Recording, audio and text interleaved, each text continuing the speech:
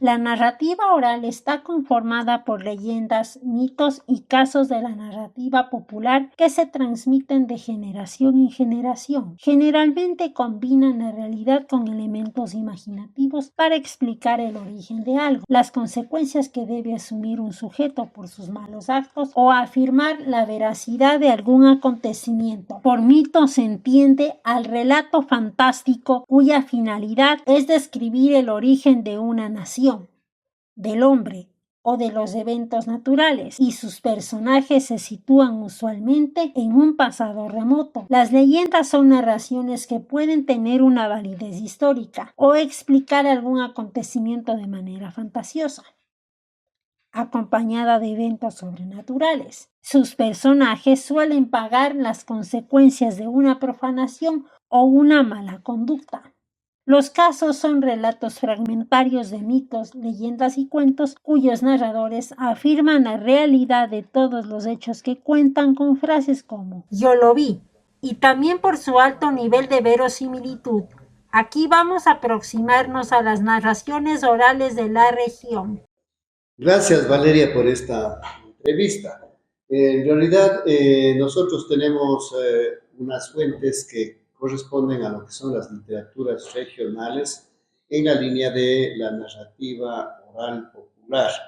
Son narradores que provienen de los sectores rurales o urbano marginales que han podido recopilar y mantener, sobre todo en la memoria, una serie de historias, de leyendas, de tradiciones, de casos, realmente un abanico bastante amplio dentro de la línea de la narrativa popular.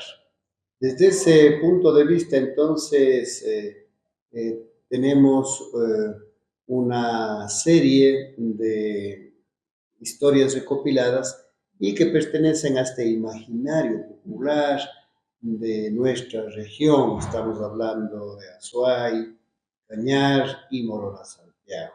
También algunas leyendas provienen de la provincia del sur, acá en Loja. Así es que un poco por allí tenemos nosotros estas fuentes orales para hacer nuestro trabajo de recopilación, de investigación y luego posteriormente pasar de la oralidad a la escritura. Una de estas narraciones recogidas en el entorno rural azuayo, más precisamente en Cumbe, la relata Rodrigo Astudillo Astudillo, autor de 8 libros de cuentos populares de la tradición oral. Se llama La chaqueta del diablo. Un fiestero que prácticamente, como buen ecuatoriano dice, todo puede ser, pero a las fiestas nunca faltaba. Y como no tenía plata, iba a pedir y a veces ya no le daban. Y se enteró de que había fiestas en Santa Isabel, así es que, como nadie le quería dar plata, se coge prestado, qué sé yo, un caballo de una hacienda de un señor de ahí de Cumbe, y se va a pelito a Santa Isabel. Y al pasar por Rircay, le encuentra un señor chalchoso, todo descrédito, y le dice: ¿a dónde te vas? No, pero no me digas nada, tú estás yéndote a las fiestas de Santa Isabel. Así es que te voy a hacer un favor, te voy a prestar mi chaqueta a condición de que a ella le pides lo que vos quieres, yuntas, terrenos, lo que vos quieras, te voy a dar. Pero por favor, no avises a nadie que la chaqueta te da todo. Y tampoco cuentes a nadie del asunto de la chaqueta. Pero me vienes a devolver después de un año justo aquí mismo, en este mismo sitio, a la misma hora. Pasa el año y la gente veía que tenía yuntas, que tenía casa, que tenía tierras. Y decía: tan lambisquiento, dice, pues, ¿no? Tan lambisquiento que era esto, no tenía dónde caerse muerto, y ahora con tierras, con ganado, con cosas así. Y empezaba a preocuparse y todos querían sacarle la verdad y a nadie contaba. Pero dice, como el diablo se mete en todo, un amigo le invita a los tragos y le saca la verdad. Después que le cuenta, se arrepiente y dice: no seas malito, no cuentes a nadie, a condición de que vos también le pidas la chaqueta. En efecto, llega el año, le devuelve la chaqueta, se va a la orilla del río Rircay con este amigo que estaba escondido, Y el diablo le dice, muy bien, te has portado muy bien, te quedas con todas las riquezas que te he dado, porque tú has sido obediente y has hecho caso. Aparece el ambicioso y dice, a mí también préstame, y ya te voy a prestar con las mismas condiciones, de que no robes linderos, de que seas obediente, de que vayas a misa, en fin, que sea buena gente. Pero dice que este era un trucha, dice que un desgraciado, mujeriego, borrachoso, una desgracia. Llega el año y nervioso se va a entregarle la chaqueta al diablo y el diablo le dice, ¿qué piensas que soy mocoso como vos? ¿Qué piensas que me estaba burlando? Así es que le da su reprimenda y le va cargando en cuerpo y alma por desobediente. Este es más o menos el argumento de la chaqueta del diablo. El Contado segundo, en contado en Cumbe. En Cumbe me contaron este cuento. las historias de Rodrigo han sido recopiladas en los lugares donde ha sido maestro. Sí. Y a veces de personas que esporádicamente nos hemos encontrado. En mi en Pícaro y los Giles sale, por ejemplo, el cuento de un peruano. Mientras me ayudaba a deservar un terrenito que tengo por ahí, me empezaba a contar las historias de Cajamarca, de las huacas, de situaciones aquí, y un cuento que dice, no te acuestes a dormir después de las deshierbas y no tomas agua, porque de noche la cabeza se desprende y va a buscar agua. Es decir, el cuento más o menos que está en mi quinto libro, que se llama El Pícaro y los Giles. Cabe resaltar las características centrales de estos relatos que se centran en la imaginación, la identidad cultural y el folclore de los pueblos. Yo pienso que sustenta sobre todo un trabajo que tiene que ver con el valor antropológico que primeramente tienen esta línea de narrativa popular. También es parte de nuestra identidad cultural y es sobre todo la proyección de nuestros imaginarios, ¿no? En diferentes contextos como la fiesta popular, la fiesta religiosa, el carnaval, el Corpus Christi, el pase del niño. Entonces, todas esas manifestaciones culturales, antropológicas, ¿sí?, sustentan también esta línea narrativa popular. Por otra parte, también tenemos otra línea que corresponde a los aprendizajes y a las enseñanzas. De la narrativa popular se enseña a las nuevas generaciones, por eso se llama la tradición oral. Pasa de generación a generación y así vamos manteniendo la memoria, vamos manteniendo los saberes, vamos aprendiendo las sabidurías populares, filosóficas que nosotros tenemos de nuestras. La autoría de estas narraciones se le atribuye a informantes anónimos del pasado, que al transmitirlas de manera transgeneracional, las mismas toman versiones diferentes del relato por parte de cada uno de los narradores. Aunque fuese dentro de las tradiciones, no tienen un lugar determinado de origen y de posesión, es decir, no es patrimonio de ningún pueblo, y la tradición viene extendiéndose de boca en boca a través de lo que analizábamos alguna vez con un investigador de Nuevo México, Enrique Lamadrid, bajo esa tónica del dicen, el disque, que es una especie de perspectivismo múltiple. Había una vez. Claro, pantalla sobre pantalla, donde quien cuenta no sabe desde cuándo ni de quién, pero le llega la tradición a él y él se personifica, pero también no se hace cargo del todo al decir, dicen, y ese dicen le va proyectando, digamos, en función diacrónica, digamos, la tradición y le remonta a quién sabe qué tiempo, y a su vez es depositario para el que lo escucha y también es el encargado de transmitir a otros, de manera que es una especie de cadena interminable donde se va desperdigando. Y en este sentido, pues, se me viene a la mente cuando decía Lamadrid, en mi tercer libro que se llama Juan del Costal, un sueño americano, decía, el Juan del Costal que tú cuentas aquí, exactamente yo puedo ver en Estados Unidos y en México, con ciertos caracteres, porque hay la ventaja y desventaja, qué sé yo, en el sentido de que si bien se mantiene el espíritu del cuento, sin embargo, quien cuenta también se emociona, se hace cargo y pone parte de sus experiencias y de su vida y de sus puntos de vista, y se va enriqueciendo prácticamente la tradición oral. Un ejemplo de estos es el caso del Mayancela, narrado por la informante Isabel Bravo, nativa de la parroquia de Huapán, de la ciudad de Azogues, de 82 años al momento de la entrevista, quien afirma que Mayancela tuvo 3 encuentros con el cura sin cabeza, un ser diabólico. ¿Otro cuento? Ya. Ahora sí del Mayancela. Verá. Este cuento es de el joven, tenía 18 años. Se llamaba Manuel Mayancela. Eso es verdad. Este hombre estaba deservando la chacra con la familia.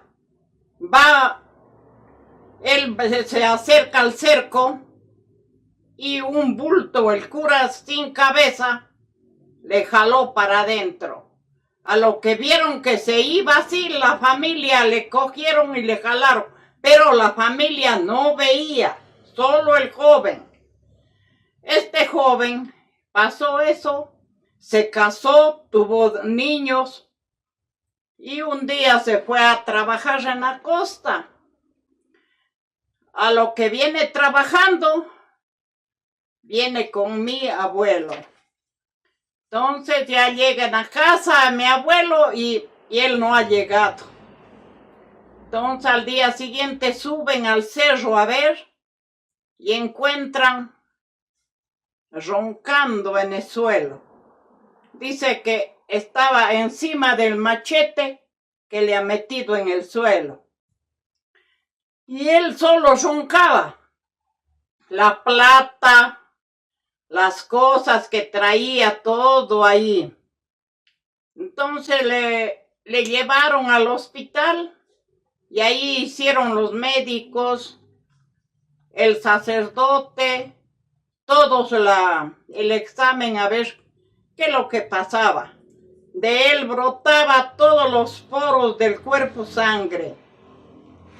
Y ahí vieron que decían que ha sido mala visión. Una visión mala, ¿no? Entonces dijeron que tal vez fue el cura sin cabeza que le llevó. ¿Cómo supo usted esta historia de este caso del cura sin cabeza? Que él había contado que le ha jalado. Le contó su abuelito. Sí, a mi abuelito.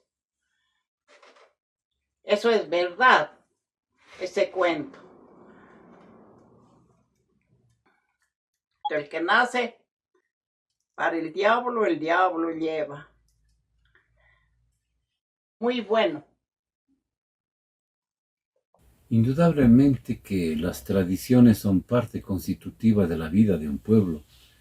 Si bien un cuento, una expresión de música, de medicina o lo que fuese dentro de las tradiciones, no tienen un lugar determinado de origen y de posesión. Es decir, no es patrimonio de ningún pueblo y la tradición viene extendiéndose de boca en boca a través de lo que analizábamos alguna vez con un investigador de Nuevo México, Enrique Lamadrid, bajo esa tónica del dicen, el disque, que es una especie de perspectivismo múltiple. Había un señor que tocaba el acordeón, ganaba la plata tocando el acordeón. Y ahí bailaban con el acordeón todas las familias. Bueno, un día en una fuente le encuentra un señor y dice, yo le pago más, vamos conmigo. Dice, bueno, ha estado una fiesta bien grande. Y le va llevando y amaneció ahí tocando. Cuando una de esas, él tomó en cuenta que no era Lógico, no era gente, sino eran espíritus, ¿no? Entonces se dice que ya no quiere tocar el acordeón, dice, no, aquí es el infierno. Acá viniste por el acordeón. Ahora tienes que arar una cuadra de terreno. Le se va a arar en la tierra y le da la yunta, pero la yunta no araba. No araba. Él era bastante devoto de la Santísima Cruz. Es que dice, Santísima Cruz, ayúdame. Entonces llegó un hombre y le aró. Y dice, Señor, ¿quién eres? Yo soy la Santísima Cruz. Bueno, se va con la yunta y le devuelve. El que iba a entrar en el cuarto, en el infierno, encontró los vecinos, las familias, las almas, los espíritus. Yo soy tu familia, yo soy tu vecina, yo estoy viviendo con un cura, viviendo mal. Así que él todo eso con las almitas conversó, ¿no? Y bueno, entró y dijo, ya he arado. Ahora sí, ya, llévame. El que dice, el hombre dijo, ve, aquí es, acá tienes que venir cuando te llegue la hora. Le llevó al mismo punto que le contrató, le llevó. Bueno, él se fue a donde la vecina primerito a decir que está viviendo mal y que la almita está en el purgatorio y vengo así pasando. Después se fue donde una familia también que ha estado viviendo en traiciones, ¿no? En el matrimonio. También le fue a decir que recién llega y que le arregle eso. Le cogió el acordeón, le puso sobre de una piedra y le hizo pedazos. Y desde ahí era devoto de la Santísima Cruz hasta cuando él murió. Eso no es cuento, eso es una verdad que ha pasado en la parroquia Huapán. La religión católica también juega otro rol trascendental en los cuentos de la sabiduría popular, puesto que sus personajes con frecuencia se encomiendan a Dios, a la Virgen María, a los santos, o se aferran a algún artículo religioso cuando tienen un encuentro con un ser fantasmal, especialmente con algún demonio, una huaca o la muerte. Esto se puede apreciar en algunos relatos presentes en los tomos del escritor cuencano Rodrigo Astudillo, en los cuales estos terroríficos seres se aparecen con frecuencia a quienes son indisciplinados o llevan una vida desordenada y alejada de las normas elementales de la moral y la buena educación. A continuación se mencionarán algunos títulos de estos tomos: Mi mujer es una bruja, La beata del diablo, El pícaro y los giles y El duendecito semilla. 8 libros hasta el momento, un promedio de unos 40-45 cuentos en cada uno.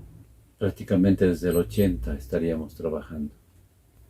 Y yo aspiro, están 2 libros fuera de estos ya también en revisión.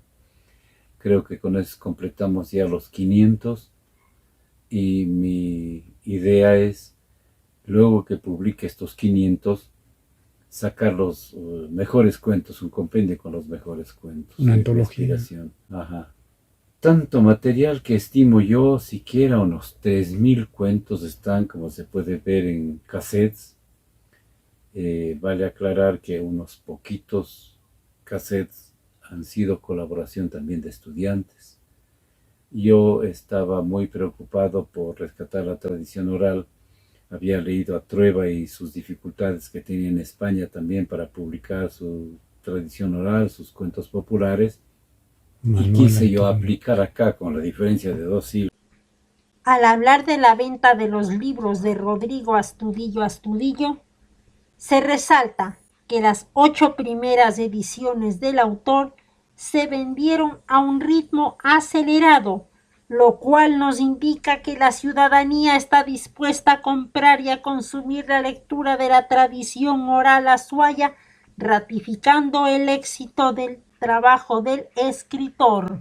Están agotados prácticamente Los huevos de la bruja, La chaqueta del diablo, Juan del Costal, un sueño americano, este libro compendio que salió en la 12ª Feria Internacional del Libro a través del Ministerio de Educación y el SINAP, y Mi mujer es una bruja. Estos están agotados ya. Me quedan apenas unos pocos de El pícaro y los giles, El burro afortunado y El pobre millonario, y los 2 últimos libros que se llaman La beata del diablo y El duendecito semilla. Estos 2 últimos son libros gemelos donde salen todos los personajes populares de la ciudad de Cuenca. Gemelos porque la vida está en un libro y la muerte en otro, y viceversa. Entonces son 2 libros complementarios. Es una pregunta difícil, era un trabajo difícil también. ¿Por qué razón? Sin ser egoísta, pero lo que dice Sartre en su náusea, la verdad es la verdad. Yo he publicado 8 libros y ¿quién me ha ayudado? No, absolutamente nadie. No hay apoyo ni... Y estamos viviendo lo que Trueba pasaba también en España. Él no tenía apoyo para publicar esta clase de trabajos. 1, 2. Piensan que hacer cultura en este país es pedir caridad. Y prácticamente no le brindan el apoyo. No hay apoyo ni... Y estamos viviendo lo que Trueba pasaba también en España. Él no tenía apoyo para publicar esta clase de trabajos. 1, 2. Piensan que hacer cultura en este país es pedir caridad. Y prácticamente no le brindan el apoyo necesario. Hay una anécdota que no la voy a contar, pero la gente piensa eso. Hay un Ministerio de Cultura que prácticamente tampoco se preocupa, ni nos ayuda. ¿Qué dicen de los miles de casos que tengo yo si se pudieran dar a conocer al público? ¿Ah? Y se conociera la tradición oral que se está perdiendo. Penosamente, no existe la sensibilidad necesaria para preocuparse de nuestras tradiciones. O si hay, se maneja en términos folclóricos que no pasa de ahí, pero no necesariamente sistemáticamente rescatar y valorar y revalorizar a su vez lo que es nuestra tradición oral, a sabiendas de que es parte de nuestra identidad. Si ahora le preguntamos, y esto planteo en mi 4º libro, Mi mujer es una bruja, digo, si ahora se le pregunta a una persona, a un señor, ¿sabe un cuento, sabe a medias o no lo sabe? Y entonces yo planteo, más vale un hoy o nunca rescatar nuestra tradición oral con todas sus falencias, sus errores, antes que quedarnos de sepultureros a una expresión cultural propia de nuestra identidad social. La inteligencia artificial y las redes sociales, al considerarse herramientas potenciadoras para la preservación de la tradición oral, se convierten en las nuevas fuentes para su difusión, puesto que en la actualidad están disponibles en la web y plataformas de streaming varios de los cuentos y leyendas tradicionales del país, que incluso llegan a ser apetecidas por la población actual joven. Yo pienso que más bien es una gran oportunidad para difundir, para sobre todo guardar en estos nuevos dispositivos a través de una serie de aplicaciones también que mantienen la memoria oral, ejemplo, los mismos audiolibros, y también, por otro lado, la difusión que se hace de este excelente material literario, antropológico, cultural, que va a ser conocido por, por un público mucho más amplio de lo que se podría conocer cuando uno cuenta, ¿sí?, una historia de la narrativa popular a otras personas. Es un grupo nada más o es una persona que lo está escuchando. Pero si esto mismo yo pongo en las redes, pongo en las diferentes plataformas y posibilidades de comunicación y de información, entonces voy a tener un amplísimo público que incluso va a retroalimentar esas leyendas, esas tradiciones, esa línea de narrativa oral desde el punto de vista histórico, también literario, obviamente por la forma, cómo se transmite, cómo se construye la historia oral, y también se puede transcribir, es decir, que también puede servir como material de lectura en estos momentos. Entonces estaríamos hablando de literatura transmedia. Claro que sí. Aquí hay muchas posibilidades que se llaman multimodales y en donde pues los diferentes públicos pueden incluso a veces ver a los informantes, pueden también hacerse de estas narrativas cortos cinematográficos, se pueden hacer materiales de animación, se pueden hacer juegos, ¿sí?, y videos que sirven para los juegos electrónicos. Es decir, hay una gama increíble de posibilidades con estas formas de tradición oral, que en este caso estamos hablando de la línea de la narrativa, de la literatura oral en el tema. Muchísimas gracias también por la entrevista, mi querida Valeria, pues, sobre todo, pues, como una egresada de nuestra institución, pues, felicitaciones y a continuar estudiando estos temas tan. Al hablar de los misioneros redentoristas de San Alfonso, se resalta que estos religiosos transmitían lecciones de moral y conducta a sus feligreses por medio de relatos fantásticos sobrenaturales. Se advertía sobre la autoridad y la obediencia total a los padres y maridos, la fidelidad absoluta en el matrimonio, el ejemplo que se daba a los hijos en casa, o simplemente de no cumplir con los mandatos divinos de la Iglesia o las leyes judiciales. Gracias por concederme estos minutos para esta entrevista. ¿Quién le contó a usted estos cuentos? Este cuento me contó el padre redentorista. En misiones, había antes las misiones, en los campos. ¿Cómo es que logra usted a su edad acordarse de estos relatos? Porque me quedó en la memoria por la admiración que era de qué cosa es tan grande, ¿no? ¿Cuál es el pecado que existe? ¿Cuáles son más o menos estos relatos? Ha habido dos jóvenes que se han casado, pero no tuvieron niños. Vivían felices y un día se juraron no separarse ni muriendo, porque si una muere, prometió ir igual. Y si el otro muere, prometió ir igual. A lo que murió la mujer, le dijo, ya es hora. Y él salió corriendo y se fue al convento a avisar que la mujer le dice que ya es hora. Cuando él que salió, le llamaba una mano negra. Adelante. Y eso vieron toda la gente.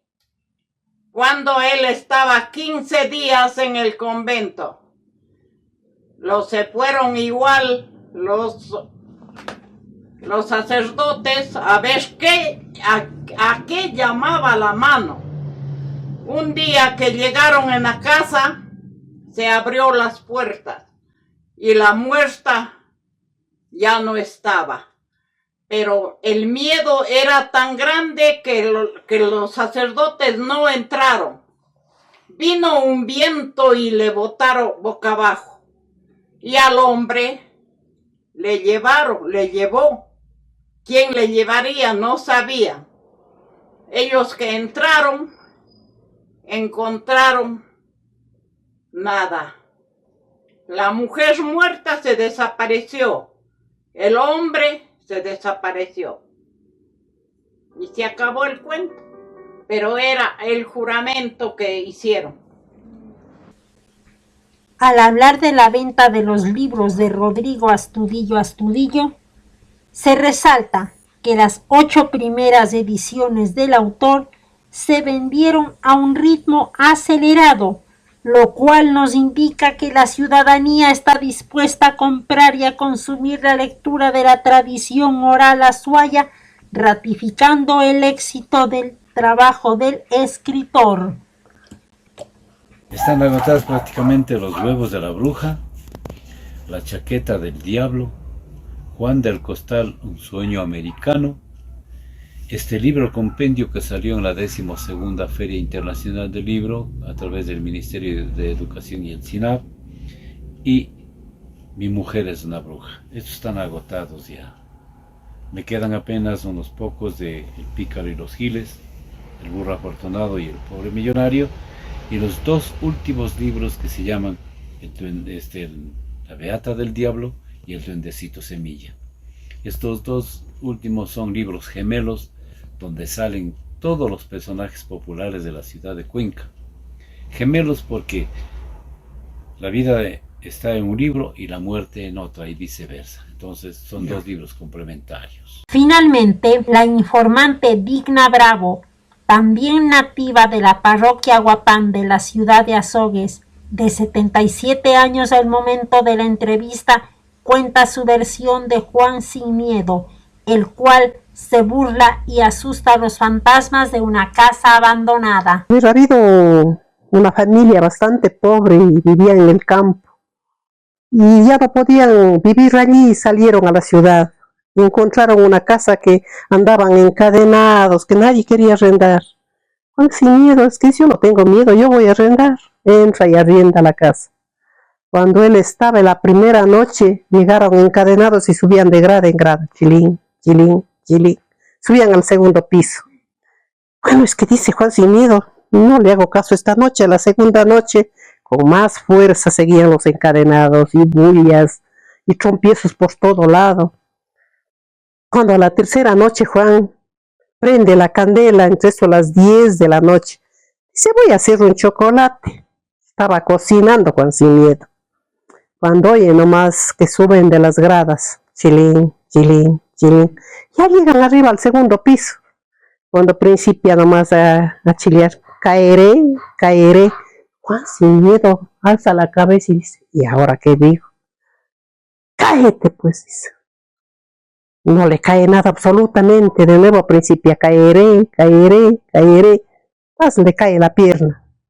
Juan sin miedo dice, ya se cayó la pierna, se cayó, pues. De nuevo principia, caeré, caeré. Se cae la otra pierna. Juan sin miedo le queda viendo así y él seguía batiendo el chocolate.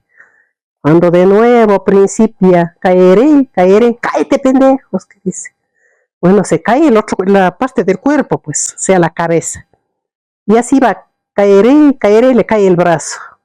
Y sigue, caeré, caeré, le cae el otro brazo.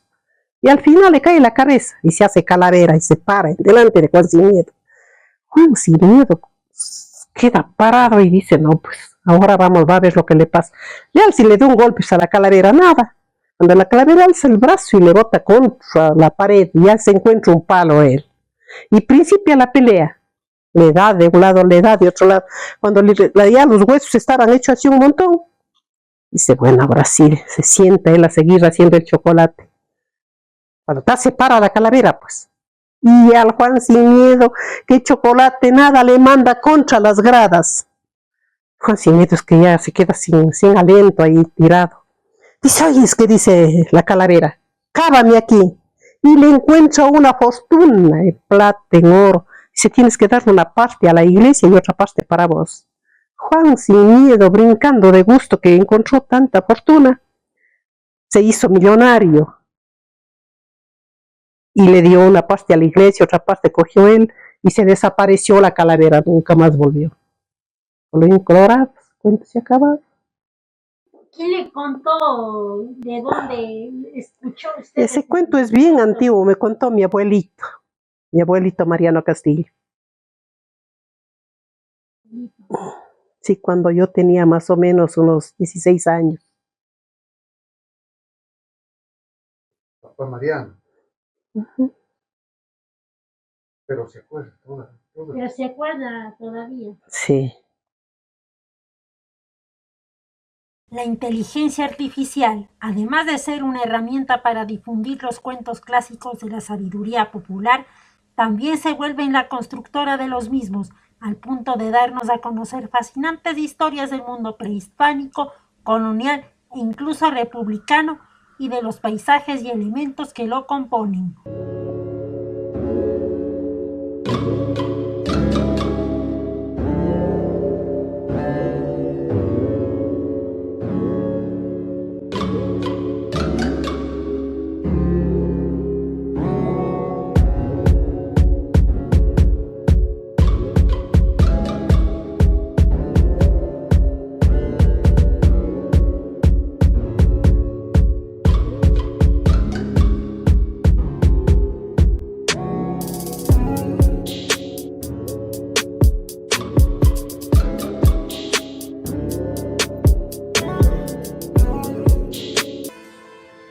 Ecuador, tierra de volcanes, selvas y leyendas. En el corazón de este país mágico se encuentra la provincia de Cañar. Ahí, en un valle rodeado de picos andinos, se teje la historia del pueblo cañari. Guerreros valientes, tejedores habilidosos, astrónomos sabios, los cañaris. Su cultura antigua aún palpita en las ruinas de Ingomarca y las tradiciones que se susurran al oído. Pero, ¿de dónde vino esta gente enigmática? Las leyendas hablan de un tiempo antes del tiempo, cuando las estrellas eran nuevas y la tierra aún respiraba con magia. Es en este tiempo mítico que comienza nuestra historia. La leyenda dice que los cañaris nacieron de la laguna de Culebrillas, un espejo de agua que refleja el cielo estrellado. Este lugar sagrado es el corazón de su mitología, un portal entre el mundo terrenal y el celestial. De sus profundidades emergió un ser poderoso, el dios Sol. Este dios no solo traía luz y calor, sino también vida y esperanza para el pueblo cañari. Con él traía consigo a dos hermanos, Tene y Kunti. Estos hermanos eran más que simples mortales, eran los elegidos para guiar a su gente. A Tene le entregó un bastón de oro, símbolo del poder y la sabiduría. Este bastón era una herramienta sagrada, un emblema de liderazgo y conocimiento. A Kunti le dio una vara de chonta, símbolo de la fuerza y la agricultura. Con esta vara, Kunti enseñó a su gente a trabajar la tierra y a vivir en armonía con la naturaleza. Los hermanos, guiados por el dios Sol, emprendieron la tarea de poblar la tierra. Viajaron por montañas y valles, llevando consigo las enseñanzas del Sol. Enseñaron a su gente a cultivar la tierra, a honrar al Sol y a tejer las historias de su pasado en coloridos tejidos. Estos tejidos no solo eran prendas, sino también relatos vivos de su herencia y cultura.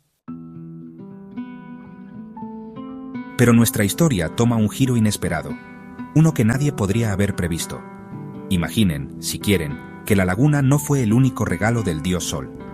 Había algo más, algo oculto y misterioso.